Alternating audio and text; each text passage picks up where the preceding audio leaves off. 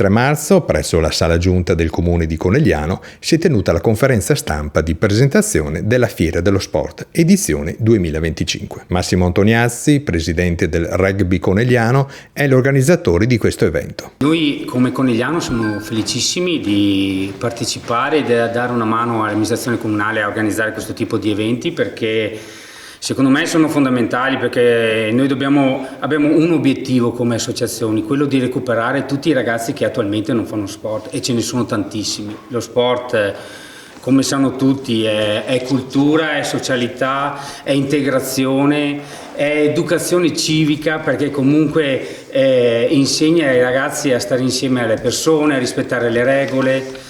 Quindi per me, per il Conegliano Rugby sono essenziali e sono fondamentali questo tipo di attività, insomma, in modo da poter avvicinare più ragazzi alla pratica dello sport, qualsiasi sport, perché tutti gli sport sono belli. La manifestazione si fregia del patrocinio del Comune di Conegliano, dell'US2 e del coinvolgimento delle scuole di ogni ordine e grado.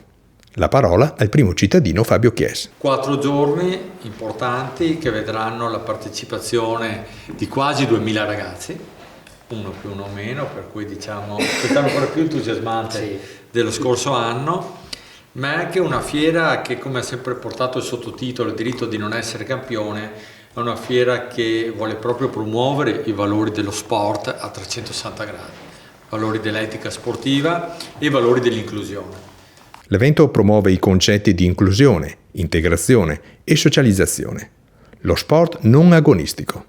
La dottoressa Monica De Coppi, dell'US2, è stata coinvolta in questo progetto. Abbiamo pubblicizzato l'evento sia all'interno di tutte queste strutture, ma anche con le famiglie, proprio perché lo sport è una possibilità per tutti di esprimere quelle che sono sia le risorse e anche le fragilità, ma all'interno di un contesto di gruppo e relazionale, per cui non solo benessere fisico, ma anche proprio benessere legato alla partecipazione e all'inclusione.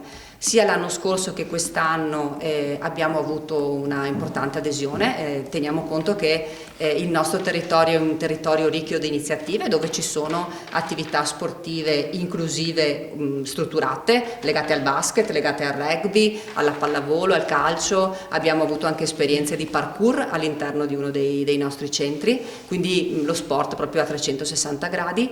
Sia l'anno scorso che quest'anno circa un centinaio di persone con disabilità nelle 4 giornate si alterneranno in piccolo gruppo e parteciperanno scegliendo lo sport che preferiscono. Come si svolgerà questa kermesse di 4 giorni?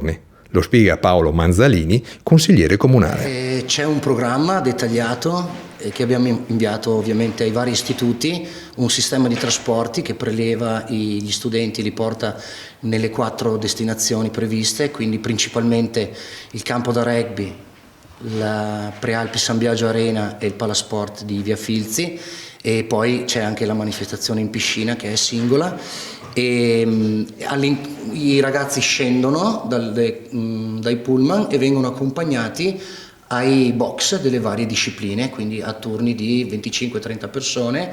Ci sono ovviamente a disposizione i tecnici delle rispettive discipline che, a seconda del tipo di sport, l'idea è quella di far provare ai ragazzi tutti gli sport.